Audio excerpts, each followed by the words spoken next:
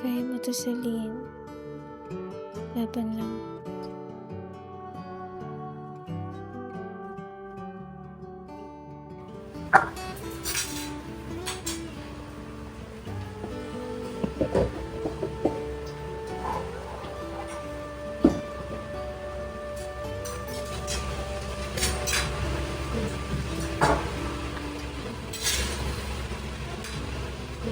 Ate, bayaran na ng tuition fee namin. Hindi daw ako makapag-exam bukas pag di converse.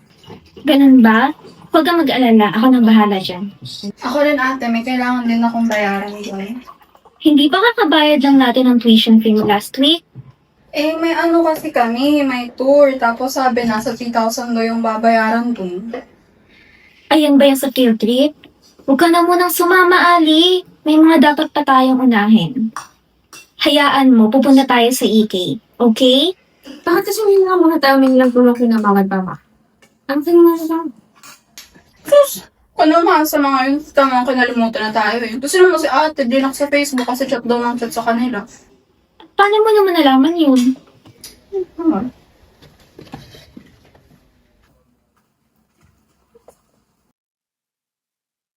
Una na ako.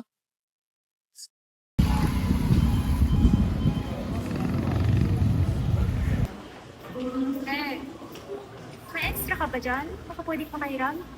May babayaran kasi kami ng mga kapatid ko eh. Wala na rin, be. Kakabayad ko lang ng kuryente namin. Pwede mo na lang tayo sa sahod. Sa Friday naman na. Kailangan na kasi. Tsaka may exam bukas yung kapatid ko. Ba't wala ba nagpapautang doon sa inyo? Natatakot kasi ako na baka mabaon ako sa utang dahil sa interest. Ay, minsan talaga kasi kailangan din nating mangutang lalo na kapag gipit. Bukod sa madali ka lang makakautang, eh pwede mo pang pakiusapan yung sinunutangan mo. Ay, alam mo ba, may balita. Si Ash, kaya pala siya nag-resign ng January kasi mag-DH na siya sa Hong Kong. Diba? Oo, tapos ang balita ko pa, mabait yung amo. Tapos ano daw, malaki din yung sahod. Ay sige, tawag na ako ni Doc. Sige, bye. Buisip talaga to si Mary.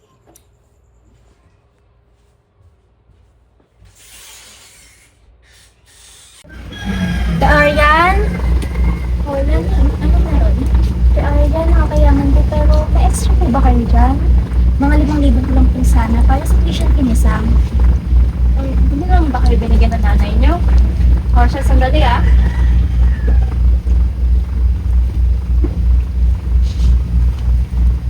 Pero Lenny, alam mo naman mahirap na ang buhay ngayon. May interest na to. Kailan mo mabalak bayaran? Tunugan ko po sana ng 3 bangko. Kada sakod po. Mahirap din po kasi bayaran ng isahan eh. Sige, ito, 5,000. Ang interest niyan, 200 kada buwan. Hindi lang ako naaawa sa inyong magkakapatid eh. Sige po, promise mababayaran ko. Salamat po.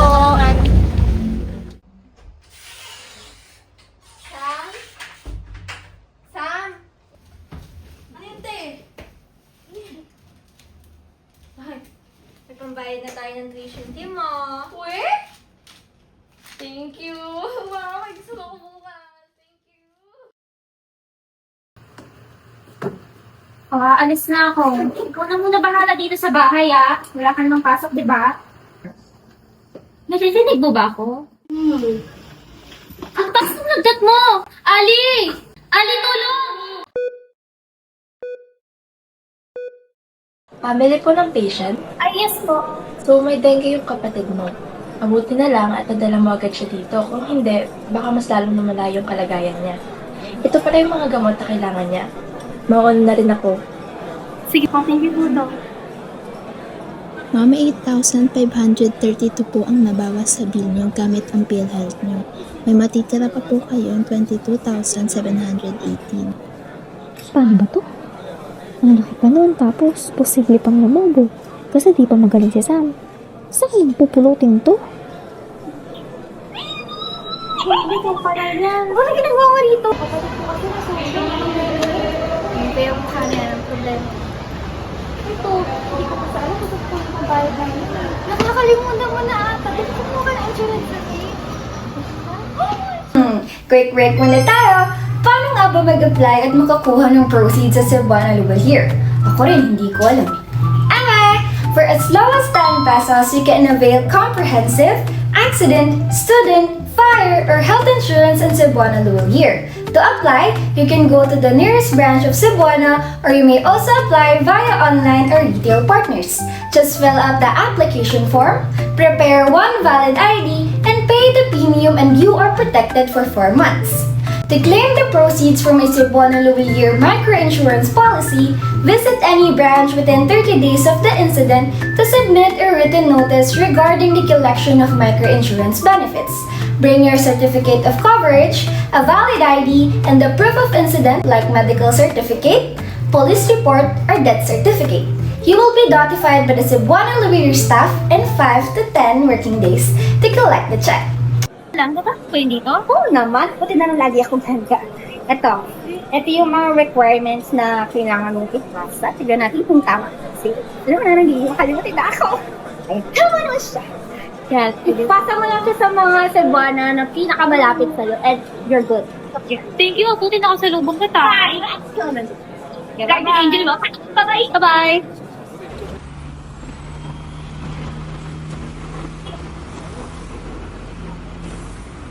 Hello? Hello, Nani? Ako to, si Ash. Oh, Ash, kamusta ka na? Okay naman. Gumagaan na ang buhay dahil sa BA. Extra pa na mababait yung amo ko at wala akong masyadong ginagastos kasi sa kanila lahat. By the way, nabalitaan ko naghahanap ka daw ng extra work.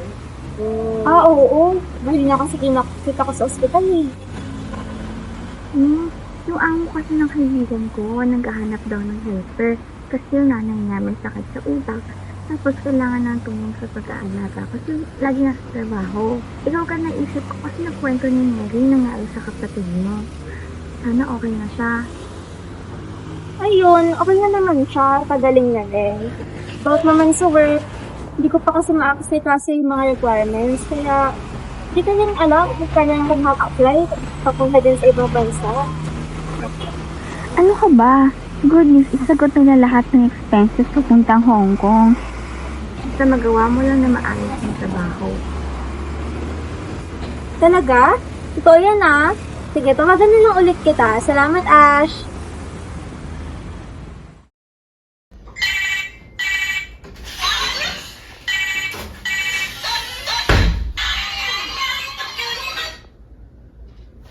Hello po, Miss Isa? Hello, Celine. May good news ako sa'yo. Approve na yung application mo. Makakatuloy ka na sa Hong Kong. Talaga po, salamat po. Kailan po kaya ako makakalipad? Yung nakalagay sa date ng ticket mo ay isang nakalawa na. Malapit na yun na kaya mag-ready ka na. Naku, thank you po talaga. Kayo ha, magtino kayo dito. Bibisita-bisitahin naman kayo ni Tia Belen. Basta alam niyo ang gagawin niyo.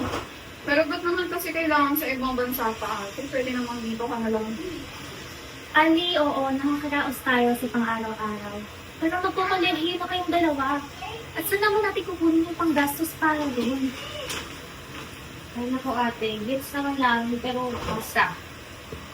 Mag-ingat ka ron, kung anong nangyari, magbuka man o ano man, umuwi ka. Walang problema kasi pwede naman kitang tulungan dito. Mga ang pera. Ito talaga oh. Basta mag-aral kayo mabuti ah. Ako nang bahala sa inyo. Huwag kayong mag-aaway ah. Makukanyutan ko kayong dalawa. Hindi ko kayo iiwan tulad ng ginawa ng mga magulang natin. Basta ate, uwi ka agad. Tapos, pagka-uwi mo, pupunta tayong PA kasi di pa kami nakapunta dun sa main. Oo naman. Kayo pa, malakas kayo sa akin. Lapit nga kayo.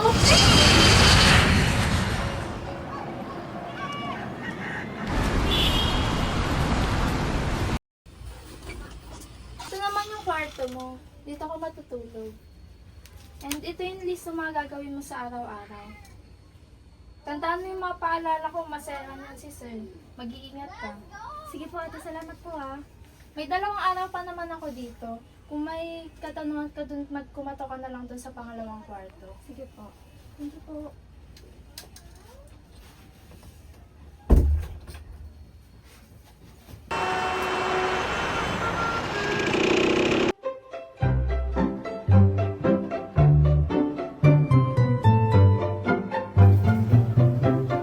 naman? For OFWs, Western Union provides a fast, reliable, and convenient way to send money to their families in the Philippines through its mobile app and wide network of agent locations. Instead of spending time traveling to remittance centers and waiting in long lines, OFWs can send money anytime using their phones while also tracking transfers and checking exchange rates easily. First, the user needs to download the Western Union app from the Google Play Store or Apple Store and create an account by providing personal information such as full name, mobile number, email address, and password. After creating an account, the user must verify their identity by uploading a valid government-issued ID. Once the account is verified, the sender can log in and choose to send money options. On the receiver side, families can quickly receive the money through bank accounts, mobile wallets, or cash pickup, making it easier to pay bills, buy necessities, and support daily needs. Because of its accessibility, speed, and secure transactions available in more than 200 countries and territories, Western Union continues to be one of the trusted remittance services for many Filipino families. Ano te, kamusta ka na dyan? Oo, nag-a-adjust pa rin. Kayo, kamusta dyan? Baka mamaya nagugulakbal na kayo porque wala ko dyan, ah. Ako, hindi. Ewan ko lang sa isa dyan. Excuse me, anong bubulakbal? No way, kaya ako. Basta yung mga bilin ko. Kapag kayo nalaman kong may ginagawang kalokohan, di ko nabibili mga sapatos at damit na gusto nyo. Sige. Uy, hindi. Ate, behave naman kami rito. Nagtutulungan nga kami sa gawaing bahay, oh. Sige na. Tinatawag na ako na sir. Hi! What did I told you? I told you no woman working. Come here. Sir, come here.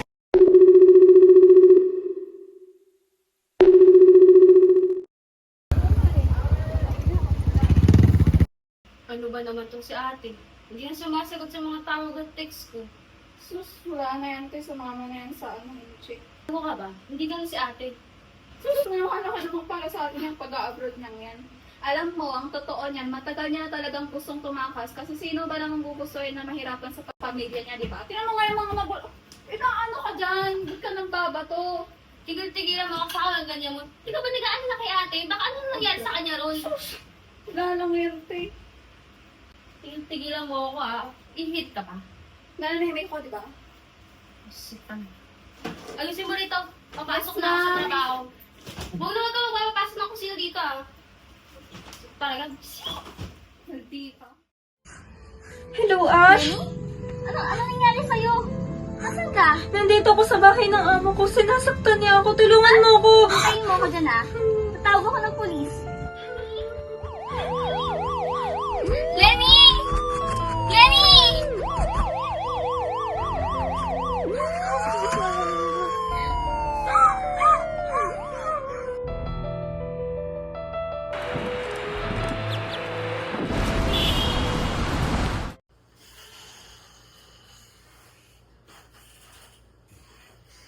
Ate? Uy, wala. Ate? Ano nangyayari sa'yo? Hindi ko nagsabing uuwi ka kanina. Bakit? Bakit di ko nagsabing uuwi ka? Tsaka ano yan? Ano to? Ate? Ate? Nasaan si Ali? Bakit nandito ka? Bakit wala ka sa eskwela? Ate, saka mo naisipin niyo ano nangyari sa'yo. Si Ali, hayaan mo yun kasi malamang nagbulakbol lang ang kasama yung boyfriend niya. Ako, hindi na muna ako nakakapasok sa school kasi kailangan mag-work Pero, ano nangyari sa'yo? Ano? Itinabago ka na? Oo, hindi ko na nakakapagpadala. Ayoko naman mamilit kung di kaya. Pero, hayaan mo na muna yun kasi ano nangyari sa'yo? Ba't di ka nagsabing, saan to galing? Akala ko kapag nakapunta ako ron, magiging magaan na yung buhay natin. Akala ko mabibigay ko na lahat ng pangangailangan niyo. Pero hindi pala ganun kadali. Yung amo ko palagi ako sinasaktan. Kaya rin siguro nagkaganito ako. Ano na lang ang silbi ko? Ate, tumingin sa akin. Huwag kang ganyan sa sarili mo. Nandito pa ako. 3 pa tayo. Kahit ako muna para sa ating... Hindi naman dapat ikaw yung shoulder nito eh. Ako dapat kasi panganay ako. Ate, hindi naman dapat talaga ganun eh. Sapat na yung nagawa mo sa amin. Sobra pa. Ako naman ang mabawi. Kaya bye. Ingat kayo ah. Magsiligo kayo please. Amay na amoy ko kayo dito. Ali? Bakit ka pa pala? Hoy, basas ka no? Pakailan mo. Hoy, Ali, bumalik ka dito. Walang respeto to. Hoy! No.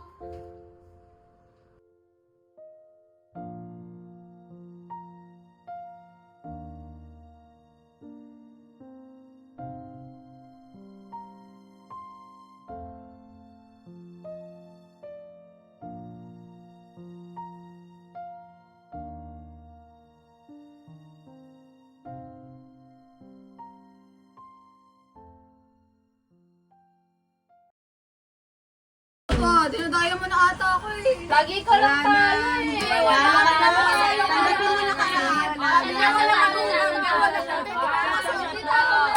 Hindi talaga na to. Dito ka na? Tara, gusto tayo.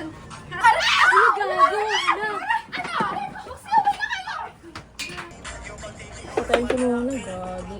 Uy, gagi kinalagkan. Baho mo daw kasi. Sabi ka naman, boy. Di naman. Uy, amoy na amoy dito. Amoy nyo ah, oh. Wala naman. Mag-usap tayo. Ano ba? Upa! Ano ba talaga talaga yun, no? Di ba sabi ko kung napapupunta hindi tayo mga mamabaho mong kaibigan? Talaga sa labas pa kayong bahay nag-inuman at nasugal. Pakialam mo? Ano ka nasasabi ng mga kapal? Wala rin akong pakialam sa Kapal kanila. talaga ng mukha mo, no? At ang galing mo man tumahimik talaga, wala pa kami ni ate. Nakakalam sa hindi ako ng makaaga? Anong pakialam mo? Kita mo nagsasaya kami doon, tapos bigla kang manunugod dyan. Hindi ka na nahiya sa mga tropa ko. Alam mo ikaw, matagal ko na napapansin na pinag-iinitan mo talaga ako eh. Tanongin mo ka sarili mo kung wala yung rason. Ha? At saan galing yung mga pinang-inom nyo? Pinasagal nyo doon. Kumamit ka na naman sa akin, no? Kupit ang puto, nagkatrabaho lang. Kaya mo kung sino ka na. Uy, ang kapal ng mukha mo hanggang ngayon, palamunin ka pa rin dito. Talaga? Ano sabihin ko sa'yo? Wala akong pakialam. Tama na, please! Ganyan na ba talaga kayo? Ikaw, ano naman sa'yo kung ganito na kami? Umalis ka na, di ba? Bakit bumalik ka pa? Ano, hindi mo na makututan ng pera yung check mo doon? Anong sinasabi mo? Pumunta ako doon para magtrabaho, para mabigay ko mga Eh, pangangailangan. wala ka ba? Di ba wala? Alam mo, hindi ko rin alam kung bakit masyado kami nagtiwala at umasa sa'yo. Eh, wala kayo naman palang maibumuga. Hoy! Kailangan mo na mag-isip sa katotohanan. Hindi mo nga tinanong si Ate ano nangyari sa kanya ron? Ano pa bang kailangan kong malaman? Eh, nangako yan, di ba? Nayaangan tayo sa hirap. Ano nangyari? Di ba iniwalang din tayo? Na namang pinagkaiba yan sa mga magulang natin eh. Tapos magtataka kayo, ba't ako nagpariwara? Ako tawan naman kayo dyan. Pero bakit parang kasalanan ko? Hindi ko naman kayo iniwanan na. Gumawa ko ng paraan para matawagan kayo, pero nahuli ako ng amo ko. Tinis ko lahat ng pananakit niya. Kahit gustong-gusto ko na umuwi. Kasi ang sakit-sakit na. Mahal ng puta. Sabihin na may totoong rason ba't umalis eh. Alam mo yung anak ni Aling Arian, si Jane, tuwing nagpupunta yan dito para maningil ng inutang mo, lagi niyang mukhang bibig na yung amo mo, ginawa mo. Sana nga sumama ka na lang doon, hindi ka naman namin kailangan dito. Sana hindi ka na bumalik. Eh anong kala mo sa akin? Desperada? Pokpok? Diba? Sa tingin mo, papatulan ko yon? Eh siya na nga tong dahilan kung bakit nagkanta leche-leche ang buhay ko! At dyan ka pa talaga kay Jane naniwala? Eh pokpok yung babaeng yan! Sa'yo. Sama ka Hindi! dito. Dito ka na! Baka nang inaway, no? Sa ayaw ko pansin. O, nalayas ka na naman? Saan mo saan? Doon ka na naman sa boyfriend mo mas matugan ba sa'yo? Alam mo, wala ka talaga mararating sa buhay mo dahil din sa kapek-pekan mo. Huwag kang babalik dito pag nabuntis ka. Ano naman sa'yo mabuntis ako? Hindi naman ikaw nakikinig. Kung gusto mo magpabuntis ka rin. Shit talaga? Ano talagang kwenta? Ate, tumuha ka na dyan. Kaya magiging okay din lahat. Umalis man yan si Ali, for sure mauuntog din yan. At ma-realize na mali siya. Ika na. Umalis na tayo. Ate Sam! Ate Sam! Ate Sam! Ate Sam! Sabihin ko! Kaya! Kasi si Ali ate, baka pwede mo siya sunduin dun. Ano nangyari? May sakit kasi siya. Ate, ang sakit. Ewan ko, tingnan mo na lang dun. Yung boyfriend niya kasi, di siya inaalagaan. Tapos yung pamilya dun, inaalila lang siya. Baka pwede mo naman siya sunduin natin. Kawawa naman, no? Sigurado ka, ako huwag mo ako pinagluloko pagdating kay Ari ah. Oo nga! Tingnan mo, Pe! Lika dito! Sigurado ako, sandali lang. Bilisan mo, ate! Bilisan mo! Ay, Sam, saan ka? Ate, tara, samahan mo ako. Saan? Kay Ari, kailangan daw tayo. Oh, lika Mauna ka, na! mauna. Sige na nga! Lika na, ate! Ate, sunod ka. Oh, inom ka muna.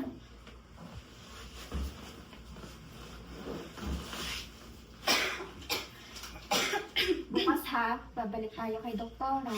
May insurance pa naman tayo kaya wala na rin tayong gagastusin. Yan kasi nagagalas masama sa Tokmores. Ay nako, basta ate may ulam na dyan. Una na ako, papasok na ako. Sige, mag-ingat ka ha. Sige. Bye. Saan ka na?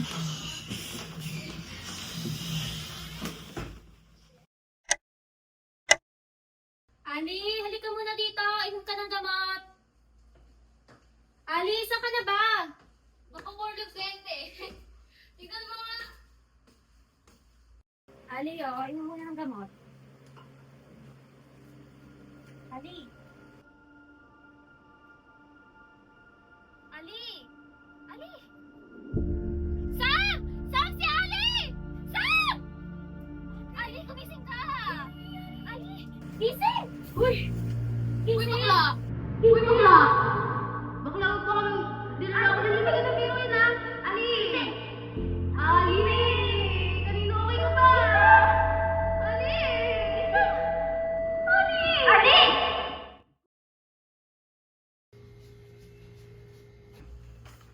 Ipangabait kay Ate Aryan eh. Ano ba yan oh? Laki pa ng kulang. Saan naman ako magkakagalap nito? Kung naman meron, te. Ba't wala ka doon? Bawal iwan ng patay. Uy, iinom lang eh. Hindi naman babangon yun. Nagagawin niya makikisugal? Ito lang. Nakausap na ba yung sa insurance? Insurance? Wala na tayong makukuha doon. Alam ko meron pa. Yung death benefits need due to sickness. 10K din yun. Magkano ba yan? 10K? Itong utang natin, 10K din. Kung ganyan, tawagan ko na ang sale. Sige, check mo sa kanya. Una na ako ah. Balik na ako din. Mamaya na nga lang. Hanip na naman tayo sa blokong background. On a serious note, domestic violence should never be ignored. Overseas workers also need protection, emotional support, and someone who truly listens to them. Many OFWs sacrifice their safety and happiness just to provide for their families through remittances sent using services like Western Union. While these remittances help families survive daily needs, emergencies can still happen unexpectedly.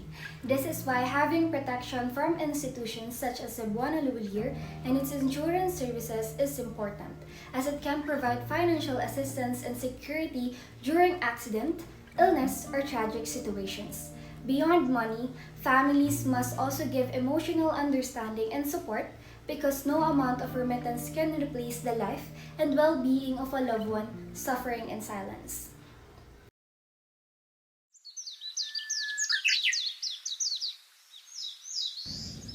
Alam mo, Sam, maliwanag na sa akin ang lahat. Tanggap ko na. Nakakapagpahinga na siya. Ako. Ali, ako nang bahala rito kay ate mo talaga. Bibisitahin ka namin palagi dyan, Ali. Laging may oras para sa'yo.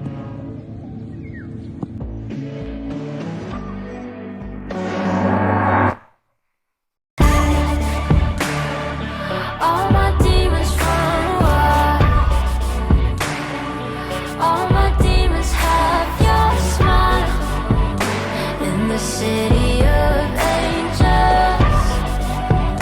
In the city of angels.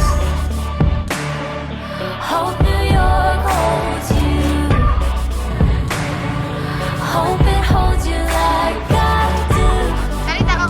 All my demons stay faithful in the city.